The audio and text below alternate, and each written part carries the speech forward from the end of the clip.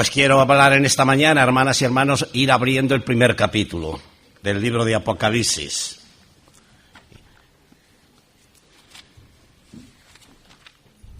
Y solamente vamos a leer los 8 primeros versículos. Del 1 al 8. Voy a leer, es otra versión la que ahora mismo tengo. Es no versión, sino revisión. Dice así la palabra del Señor. La revelación de Jesucristo que Dios le dio para mostrar a sus siervos lo que debía suceder pronto, revelación que envió por medio de su ángel para dársela a conocer a su siervo Juan, quien da testimonio de la palabra de Dios, del testimonio de Jesucristo y de lo que ha visto. Dichosos, o bienaventurados, el que lee, los que oyen las palabras de esta profecía y cumplen lo que en ella está escrito, porque el tiempo está cerca. Juan a las 7 iglesias que están en Asia, gracia y paz a vosotros de parte del que es y que era y que ha de venir, y de los 7 espíritus que están delante de su trono, y de Jesucristo el testigo fiel, primogénito de los muertos y príncipe de los reyes de la tierra, al que nos ama, no al que nos amó. Sí, es verdad que nos amó, pero nos ama en presente. Al que nos ama, nos ha lavado de nuestros pecados con su sangre y nos hizo reyes y sacerdotes para Dios su Padre. A él sea gloria e imperio para siempre jamás. Amén. Mirad, viene en las nubes. Todos lo verán, incluso los que le traspasaron, y todos los pueblos de la tierra se lamentarán por él. Sí, amén. Yo soy el Alfa y la Omega, el principio y el fin, dice el Señor, el que es y que era y que ha de venir, el Todopoderoso. Que el Señor bendiga su palabra. Hermano, ¿quieres poner alguna de las vistas? Ahí tienen en ese mapa la isla de Patmos, la isla de Patmos. Ven ahí la palabra Patmos, alcanzan a leerla, sobre todo los que están a la entrada, los que están lejos. Esta isla es una isla actual, en el mar Egeo. Es una pequeña isla griega del Dodecaneso. Y dirá, ¿y qué es el Dodecaneso? Pues la palabra Dodecaneso quiere decir 12 islas, un archipiélago de 12 islas. Y esta precisamente se encuentra muy cerca de Éfeso, que pertenece a Turquía.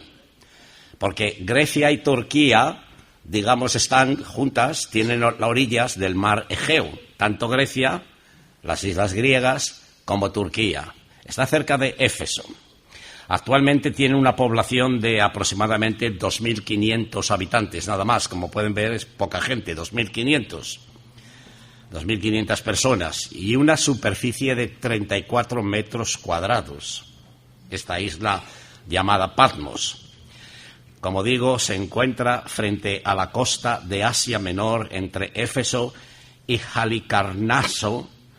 Halicarnaso era una antigua ciudad griega, hoy tiene otro nombre.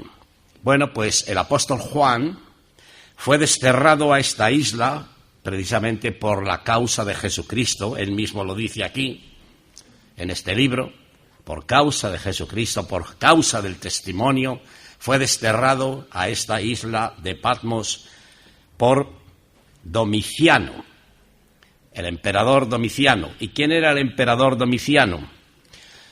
Han oído de Vespasiano, ¿verdad? Vespasiano, el emperador, tenía 3 hijos, 2 varones y una chica, una mujer. El mayor de los 3 era Tito. A la muerte de Vespasiano, Tito es el que le sucedió y es el que llegó, arrasó Jerusalén, el templo ardió, los judíos murieron muchísimos, pero los que pudieron escapar están hasta el día de hoy por los diferentes países de la tierra. Bueno, pues a la muerte de Tito, porque Tito solamente duró 2 años, de emperador, murió. ¿Y quién le sucedió? Pues su hermano Domiciano. Así que tanto Tito como Domiciano eran hijos de Vespasiano. Y Domiciano es el que desterró. Domiciano duró bastantes años en el imperio como emperador. Fue el que desterró, el que le llevó desterrado o lo mandó que le desterraran a Juan allí a esta isla. En aquel tiempo era una isla casi desierta. ¿Y qué es lo que pasa? Domiciano, pues él dijo, bueno, verás que pronto se va a acabar esas palabras de lo que Juan está predicando y anunciando, verás que pronto se va a acabar. Allí le destierra, pero poco sabía Domiciano que Juan allí iba a tener la visión más sublime que el ser humano ha podido tener en esta tierra. ¿Y qué significa la palabra Apocalipsis, el último libro de la Biblia? Pues nada menos que la palabra Apocalipsis en el griego significa revelación. ¿Y qué revelación es esa? ¿Qué se le ha revelado a Juan? Pues es la revelación no del Papa, no de un ángel, la revelación de Jesucristo. ¡Qué maravillosa revelación! Poco pensaría Domiciano de lo que esa revelación iba a tener allí Juan en esa isla. Quiero leer algo que un secretario o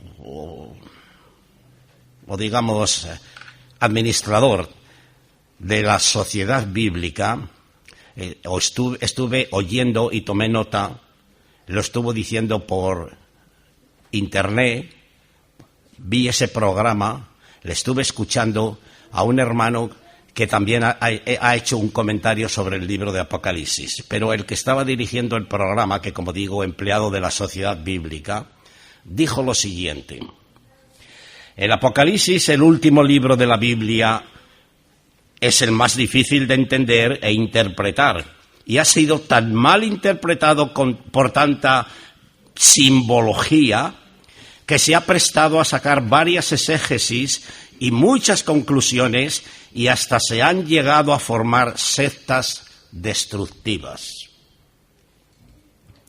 Todo esto es verdad. Una de tales exégesis es la exégesis del miedo. Alguien aquí dice, no, yo no leo el Apocalipsis, me da miedo. ¿Alguien dice eso? Pues sí, hermanas y hermanos, alguien me lo ha dicho a mí. Y es algún creyente. Es que me da miedo a leer ese libro. Una de tales exégesis es la exégesis del miedo, por hacer interpretaciones estrambóticas, y por esta razón muchos cristianos no se atreven a leerlo. Se le ha interpretado como un libro de miedo, de horror, por el adjetivo apocalíptico, que se usa para describir algo terrorífico, algo espantoso, cuando por el contrario debería ser reconocido como el libro de la esperanza y de la bienaventuranza. Precisamente en estos días, por la televisión, los tertulianos, cuando se reúnen por cualquier cosa que acontece, lo de la luz ahora cuando se apagó la semana pasada, o este lunes hizo 8 días, cuando se apagó el apagón, pues ya, Apocalipsis. Ocurre una Apocalipsis. Oyes hablar a muchas personas de estas y a políticos, Apocalipsis. Y yo me gustaría hablarles con estas personas, me gustaría encontrarme y decirles, oye, pero ¿tú conoces el libro de Apocalipsis? ¿Lo has leído alguna vez?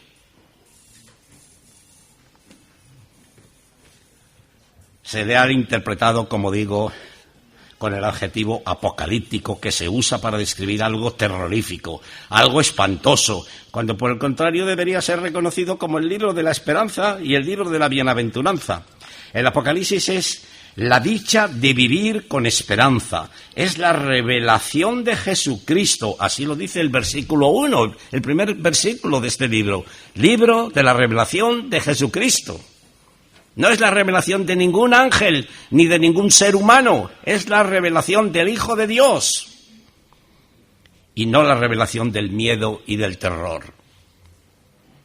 Pues principia con las palabras bienaventurados, dichosos, felices para los que leen, los que escuchan y obedecen las palabras, es decir, cumplen, obedecen las palabras de la profecía de este libro porque el tiempo está cerca.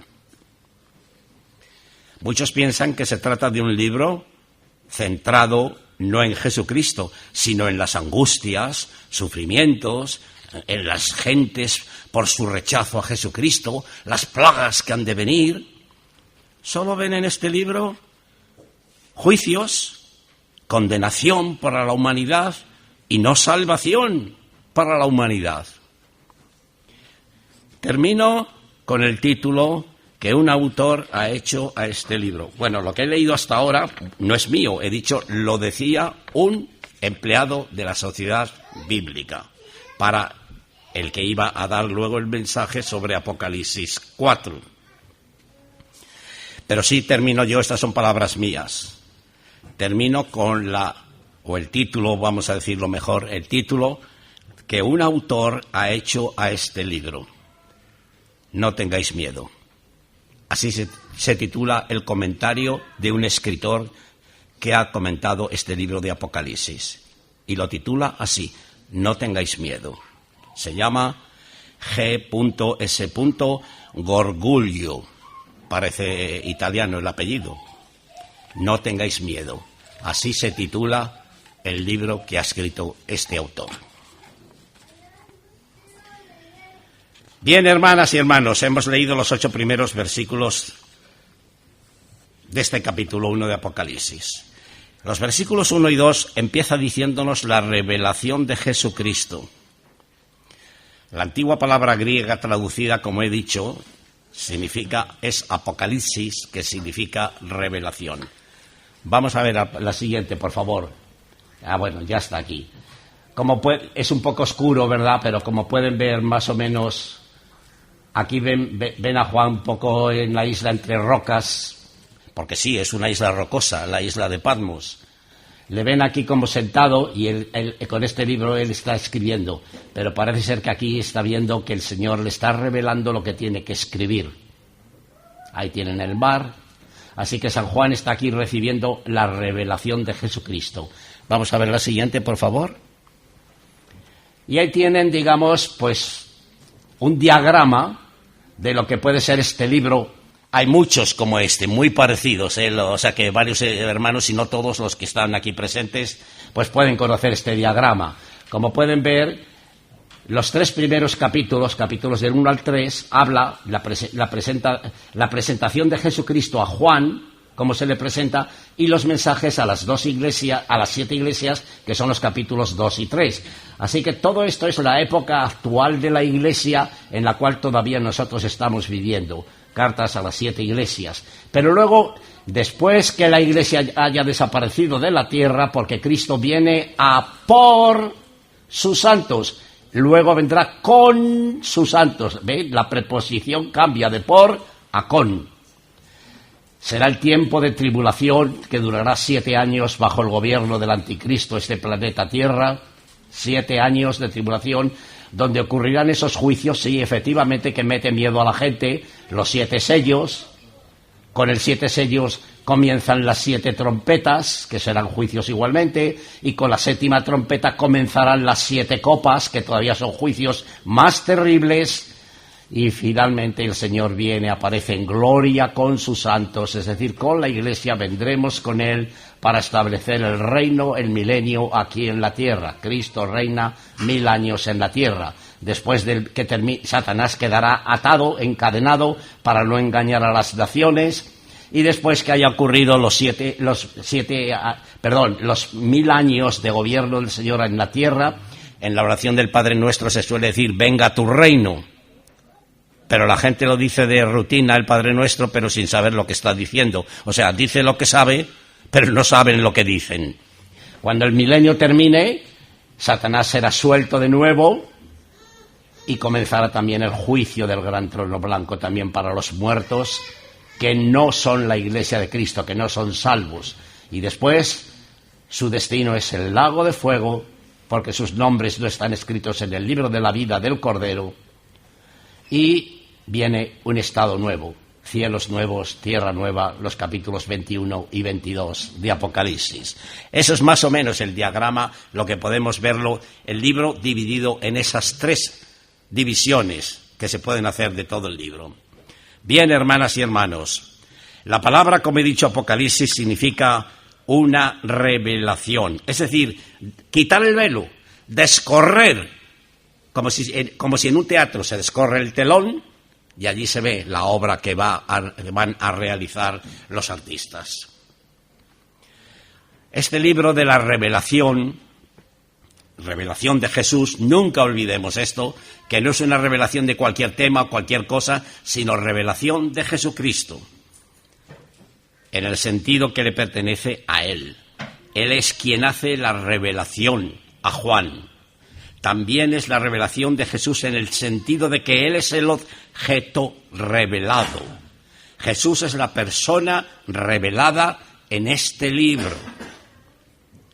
En segundo lugar, que Dios le dio, o sea, a Juan, para manifestar a sus siervos.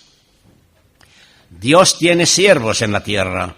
Hasta el día de hoy tiene siervos y los usa.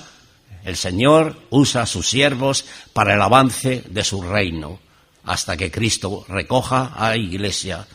Estos siervos del Señor seamos arrebatados a los cielos para servirle allí ya eternamente.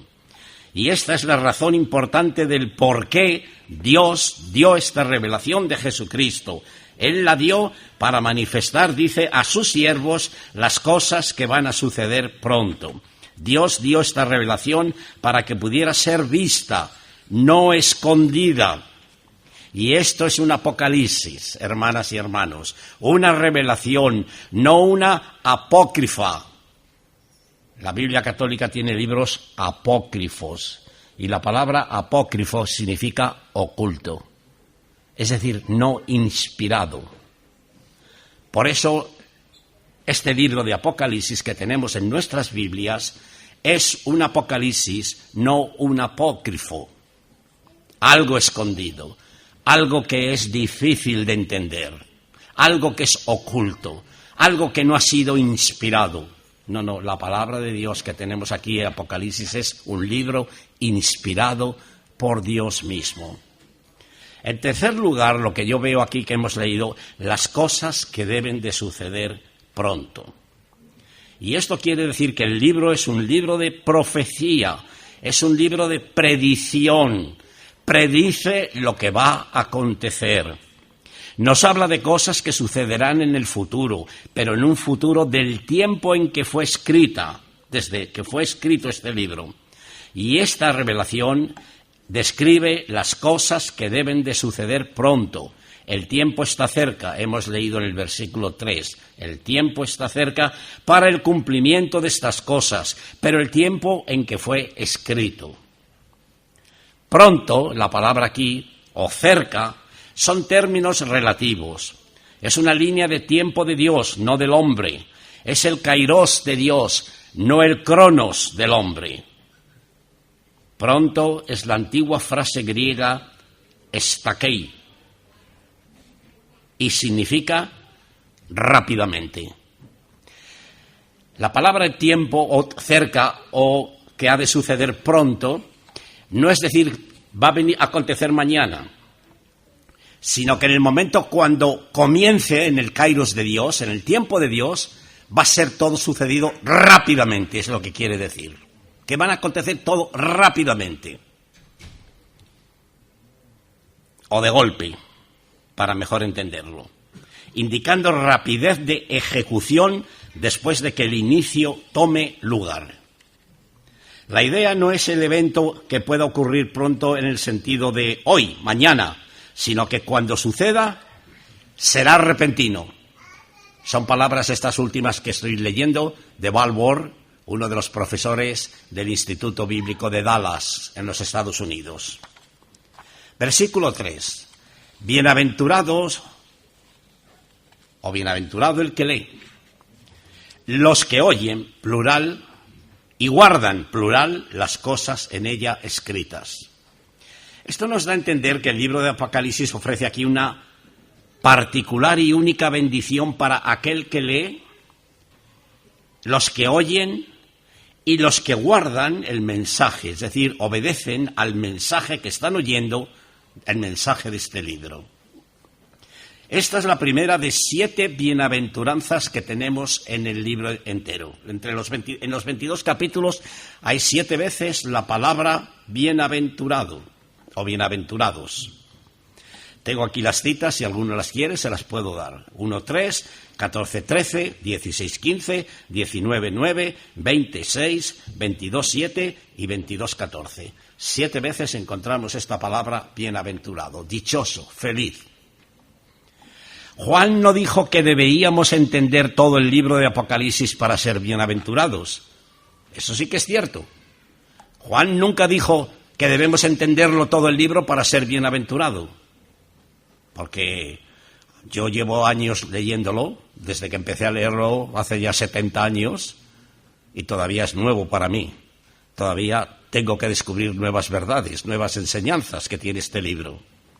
Cada día es nuevo para mí.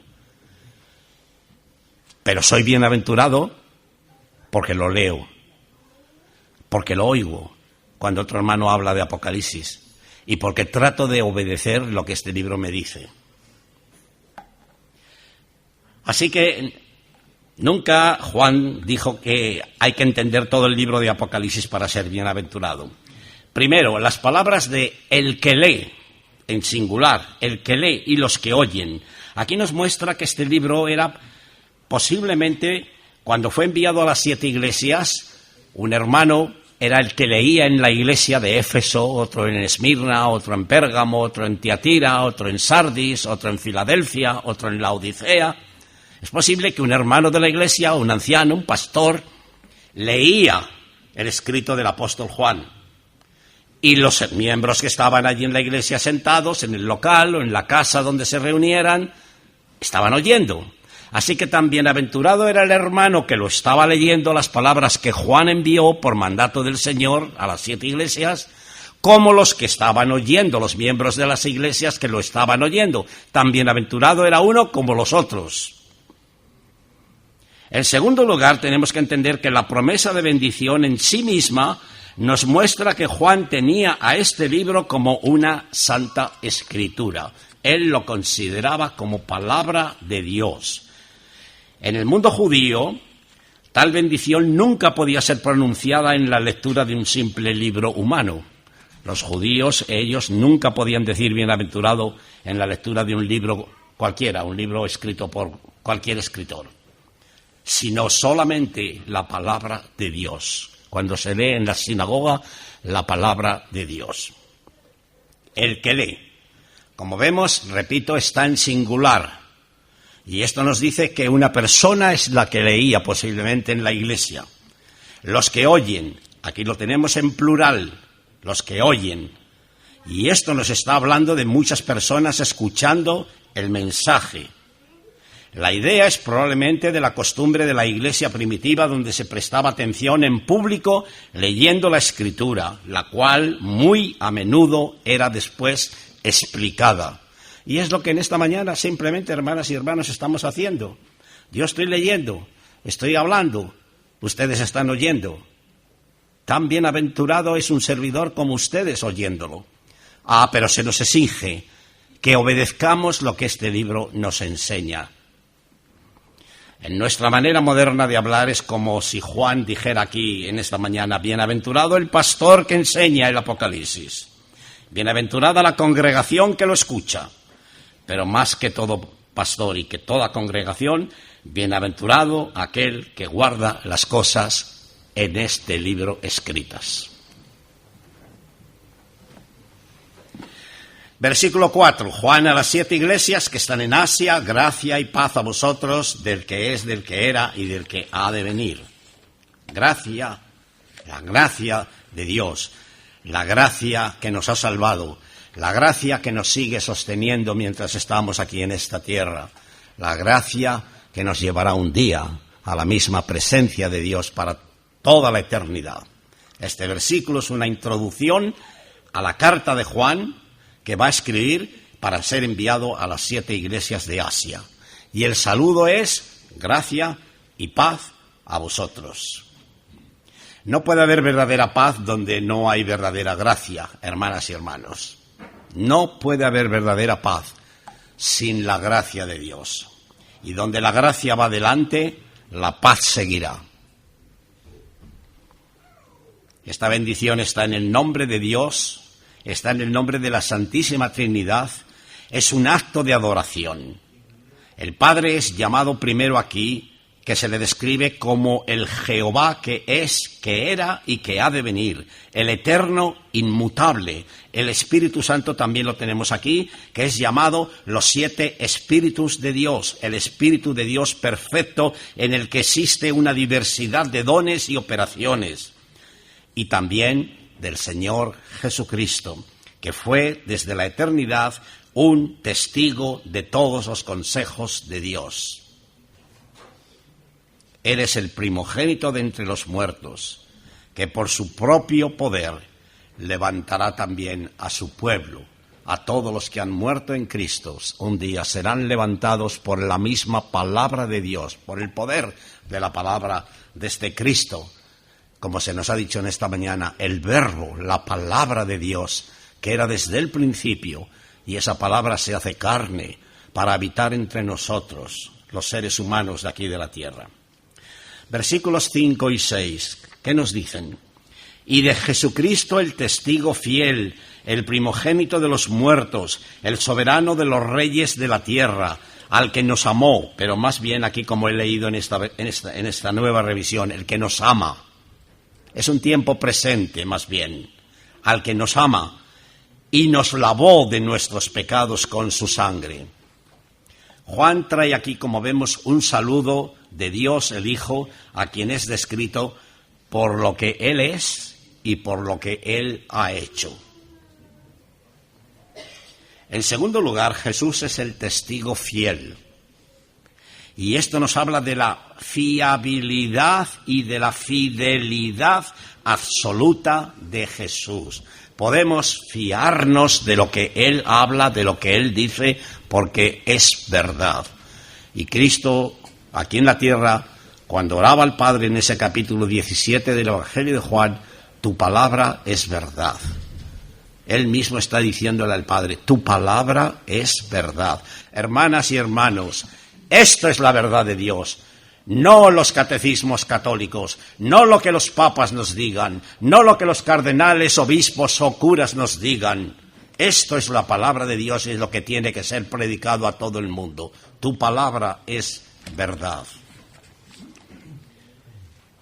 Después habla del soberano de los reyes de la tierra. He omitido la palabra que dice antes, el primogénito de los muertos. No significa que Jesús tuvo una fecha de nacimiento, como si fuera un ser creado y no ser Dios. Significa que Jesús tiene la preeminencia en todo. Los llamados testigos de Jehová toman esta frase, y sobre todo Colosenses, cuando habla del primogénito de los muertos. ¿Ves? Jesús es la primer criatura creada por Jehová. Es lo que te dicen los llamados falsos testigos de Jehová. No, señores. Si saben leer en el original, el significado de la palabra griega significa es el que tiene la preeminencia en todo. No significa primogénito porque fue la primer criatura creada por Jehová. Jesús no tiene principio ni tiene fin, como Dios que es. Ahora, como humano que se hizo, claro, digamos, hablando de nuestros días, tendría hoy 2025 años. Hubiera cumplido, ¿verdad? Y le cantaríamos también feliz en tu día. Como humano, claro que sí, como hombre que nació para poder morir por nosotros. Pero como Dios es eterno junto con el Padre y con el Espíritu Santo, y Él es el que tiene la preeminencia de todas las cosas. Él es el soberano de los reyes de la tierra. Jesús es el Rey de Reyes. Y lo será cuando Él venga en su segunda venida. Será el Rey de todos los reyes que habrá en la tierra, o jefes de Estado. Reyes de la tierra, y Él será el poderoso, el que dé la palabra en la orden y será obedecida en todos los países. No se decidirá la política de lo que se ha de hacer en cada país, ni el señor Trump en Estados Unidos, ni el señor Maduro en Venezuela, ni el señor Sánchez aquí en España. De Jerusalén saldrá la ley, de Jerusalén saldrá la palabra de Dios, y será obedecida en toda la tierra, en todo el planeta Tierra. Todos los reyes y todos los jefes de Estado, todos los políticos tendrán que obedecer lo que el Señor Jesucristo dicte desde Jerusalén.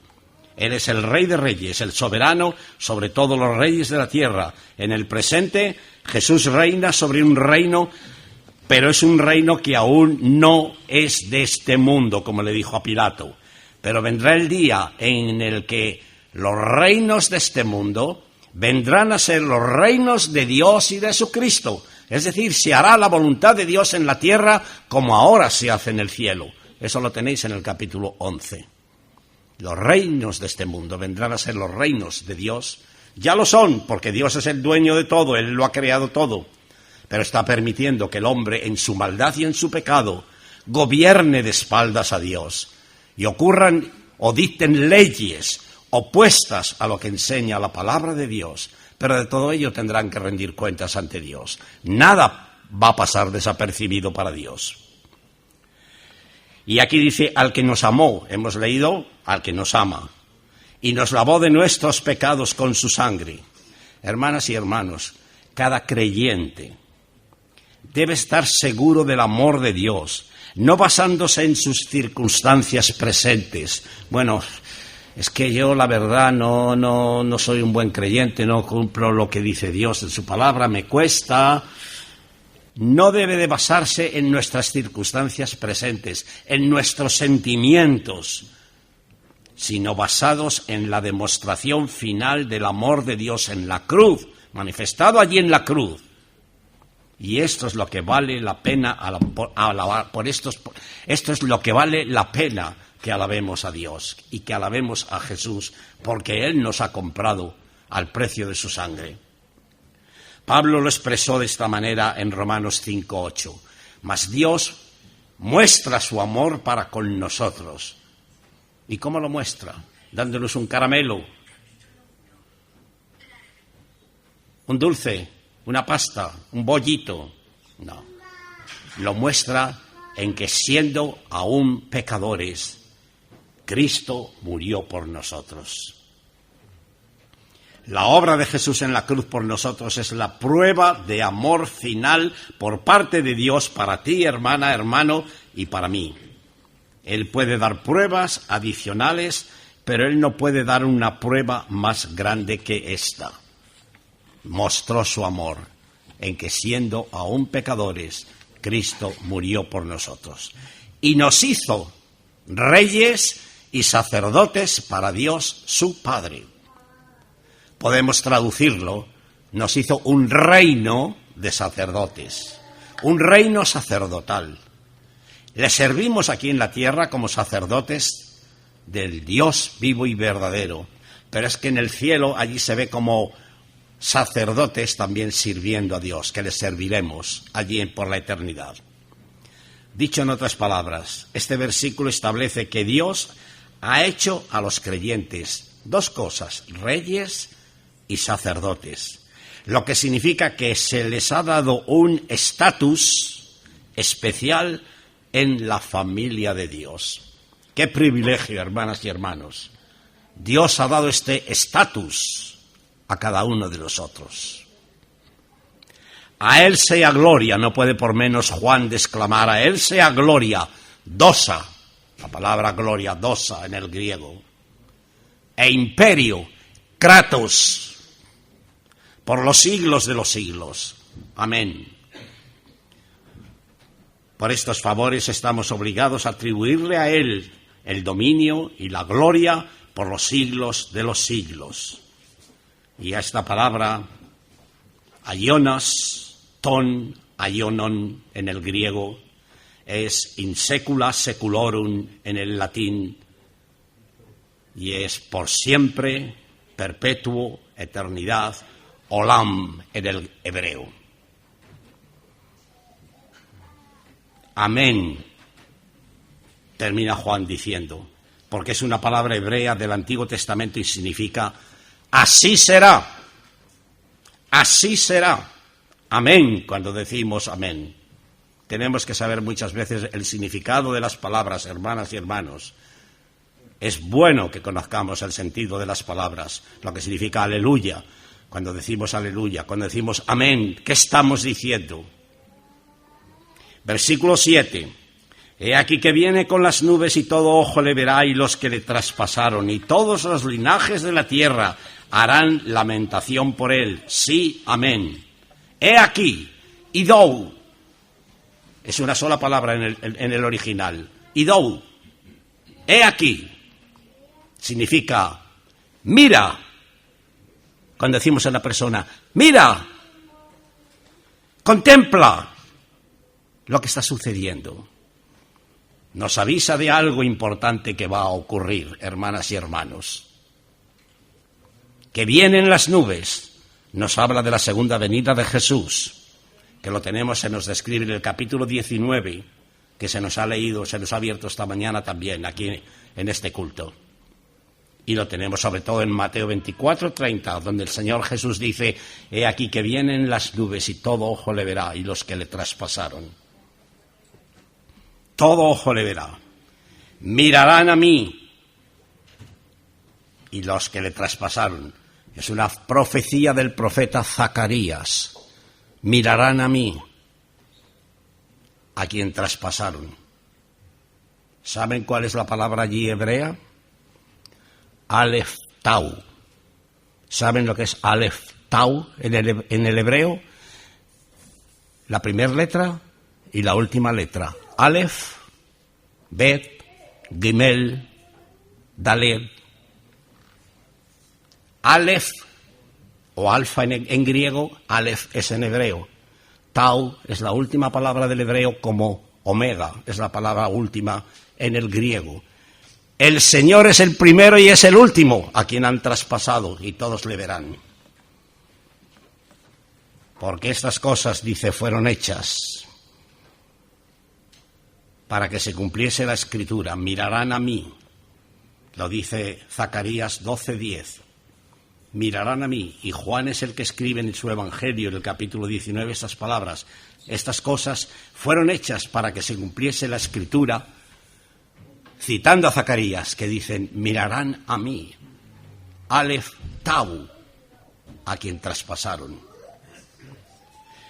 James Smith comenta la siguiente anécdota.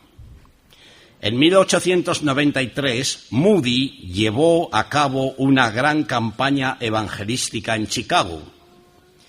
El doctor Gordon se alojó en la misma casa que Rabinovich, no sé pronunciarlo, es un judío, es un apellido o nombre judío, no sé pronunciarlo, Rabinovich, un judío de Rusia.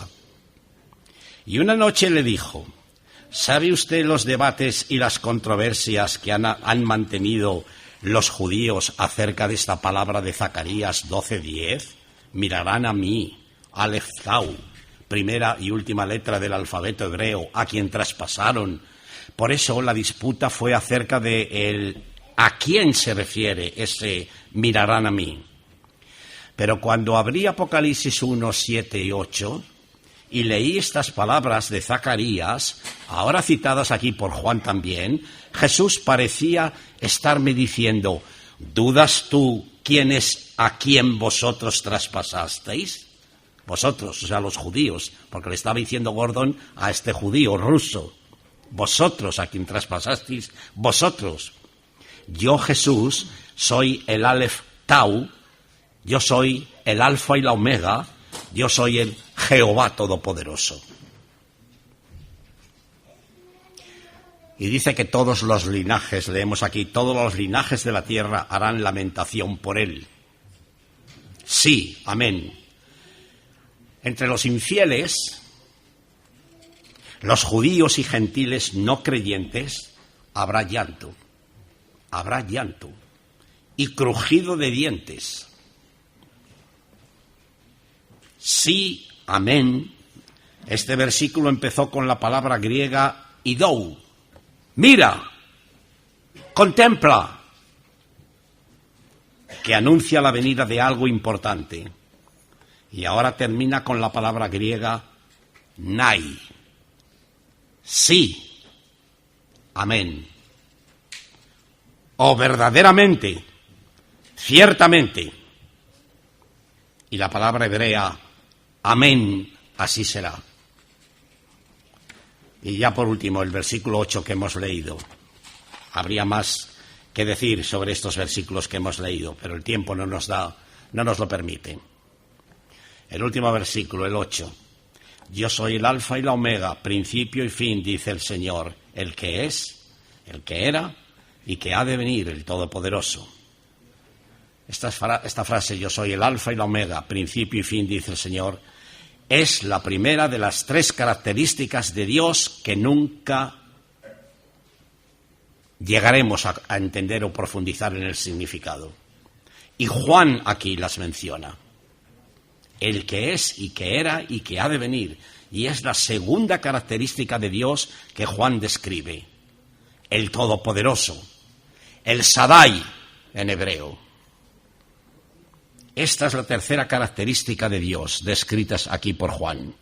Enfatiza el poder y la fuerza de Dios. Y esta gran palabra, todopoderoso, es utilizada 10 veces en el Nuevo Testamento y 9 de ellas en este libro de Apocalipsis, hermanas y hermanos.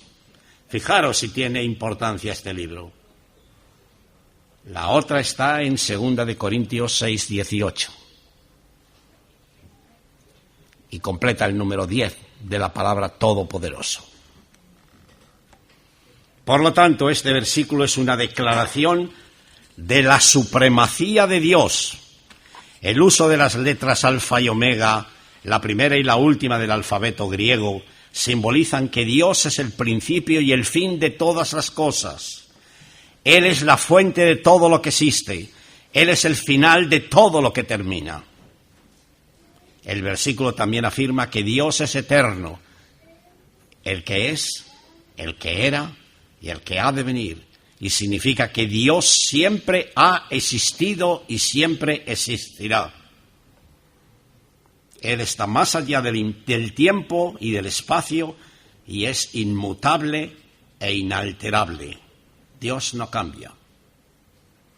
El versículo también revela la naturaleza de Dios como el Todopoderoso, Pantocrátor. Él es el Creador, Él es el sustentador del universo, Él es el que tiene poder sobre todas las cosas.